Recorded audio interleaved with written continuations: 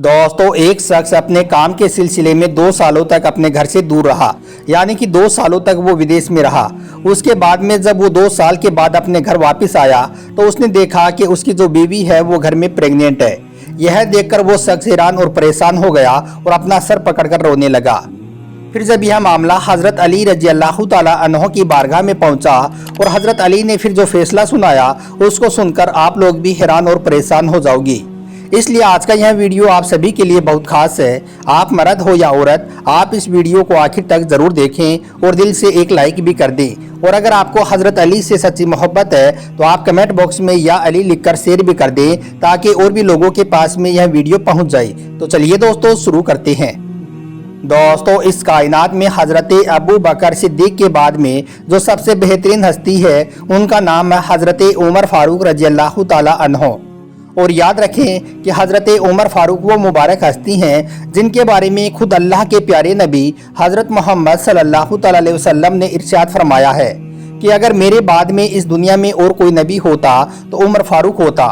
और यही नहीं, हज़रत उमर फारूक वो मुबारक हस्ती हैं जिनके बारे में अल्लाह के प्यारे रसूल सल्लल्लाहु अलैहि वसल्लम ने फरमाया है कि जिस रास्ते पर उमर फारूक चलता है शैतान वो रास्ता छोड़कर चला जाता है।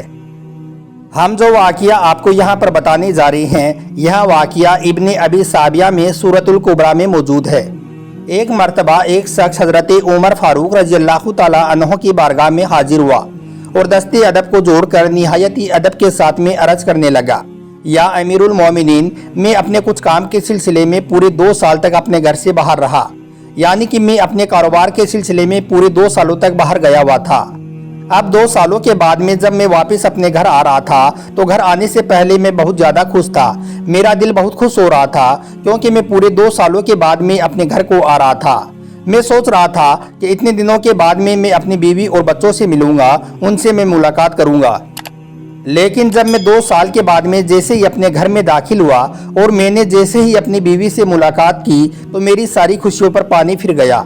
मेरी सारी खुशियां काफुर हो गई, मेरे कदमों के नीचे से ज़मीन निकल गई।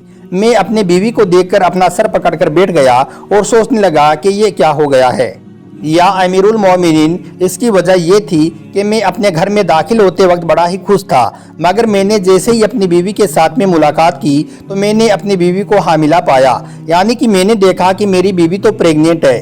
बीवी को इस हालत में देखकर मैं बहुत परेशान हो गया और सोचने लगा कि यह क्या हो गया है, मेरे साथ में ये क्या मामला हो गया है। मैं तो पूरे 2 सालों के बाद में अपने घर को लौटा हूँ, मेरी यह बीवी मेरे बगैर हामिला कैसे हो गई है।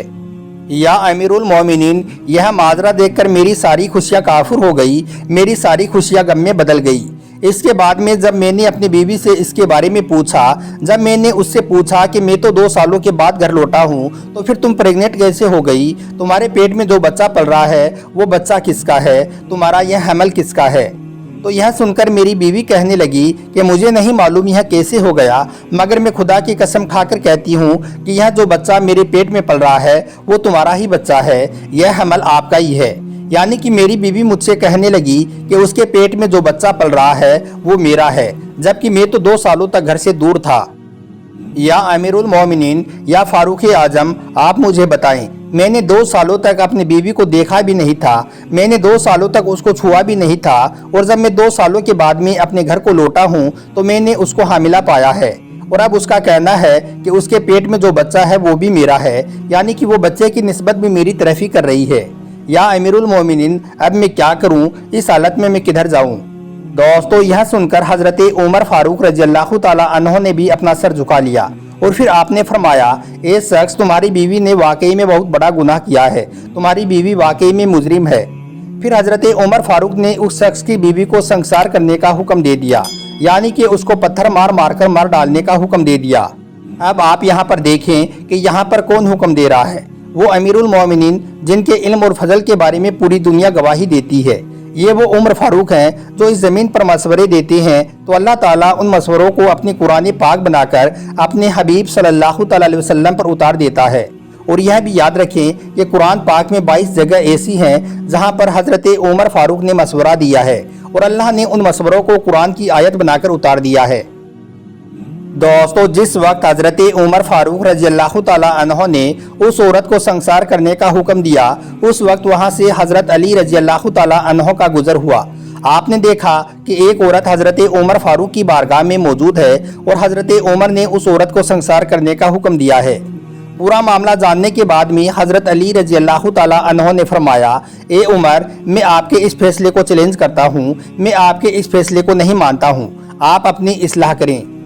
हजरत उमर ने जब यह बात सुनी तो आपने सोचा कि हजरत अली जब यह बात कह रही हैं तो फिर ज़रूर कुछ ना कुछ बात ऐसी है जिससे वो नावाकिफ़ हैं। इसलिए हजरत उमर फारूक ने फरमाया, फिर या हजरत अली आप ही बताएं कि इसका क्या फ़ैसला किया जाए।